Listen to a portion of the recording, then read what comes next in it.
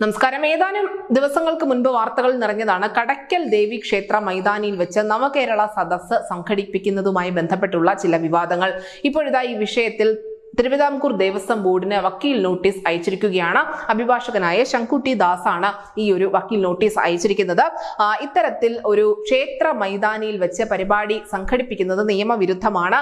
അഥവാ ഇവിടെ നവകേരള സദസ്സ് സംഘടിപ്പിക്കുകയാണെങ്കിൽ ക്ഷേത്ര മതിൽക്കെട്ട് പൊളിക്കേണ്ടി വരും. ഇത് തീർച്ചയായും ഭക്തരുടെ ഭാഗത്തു നിന്നും വലിയ പ്രതിഷേധമുയരാൻ ഇടവച്ചേക്കും. അതുകൊണ്ട് തന്നെ നവകേരള സദസ്സിന് വേണ്ടി ദേവീക്ഷേത്ര മൈതാനമല്ല, ഈ കടയ്ക്കൽ ദേവീക്ഷേത്ര മൈതാനമല്ല, മറിച്ച് മറ്റേതെങ്കിലും ഒരു വേദി കണ്ടെത്തണം എന്നുകൂടിയാണ് പറഞ്ഞിരിക്കുന്നത്. നമുക്കറിയാം, ഏതാനും മാസങ്ങൾക്ക് മുൻപ് ഹൈക്കോടതിയുടെ ഒരു വിധി ഉണ്ടായിരുന്നു. ക്ഷേത്ര മൈതാനിയിൽ RSSന്റെ എല്ലാ പരിശീലനങ്ങളും അവസാനിപ്പിക്കണമെന്ന്.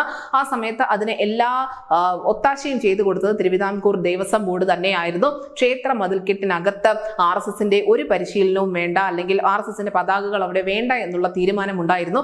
ഏതെങ്കിലും ഒരു രാഷ്ട്രീയം അല്ലെങ്കിൽ ഏതെങ്കിലും ഒരു പ്രത്യയശാസ്ത്രമൊന്നും ക്ഷേത്ര മതിൽക്കെട്ടിനകത്ത് വളർത്തേണ്ടതില്ല. ക്ഷേത്രം വിശ്വാസികൾക്കുള്ളതാണ്. അവിടെ മറ്റൊരു രാഷ്ട്രീയം പരമായ ഒരു പരിപാടിയും നടത്തേണ്ട എന്നുള്ള ഒരു അത്തരത്തിലുള്ള ഒരു വിധി ഉണ്ടായിരുന്നു. എന്തായാലും ഇത് RSSനെ ഉദ്ദേശിച്ചായിരുന്നുവെങ്കിൽ ഇതേ കാര്യം തന്നെ CPMനും അല്ലെങ്കിൽ CPM ഭരിക്കുന്ന സർക്കാരിനുമൊക്കെ ആപ്ലിക്കബിൾ ആണ്. അതുകൊണ്ട് തന്നെയാണ് ഈ നവകേരള സദസ്സ് എന്തിനാണ് ദേവീക്ഷേത്ര മൈതാനിയിൽ നടക്കുന്നത്, പകരം മറ്റൊരു സദസ്സ് കണ്ടെത്തൂ എന്ന് തന്നെയാണ് ശങ്കുട്ടി ദാസ് വക്കീൽ നോട്ടീസിലൂടെ തിരുവിതാംകൂർ ദേവസ്വം ബോർഡിനോട് ആവശ്യപ്പെട്ടിരിക്കുന്നത്. News desk Malayalam.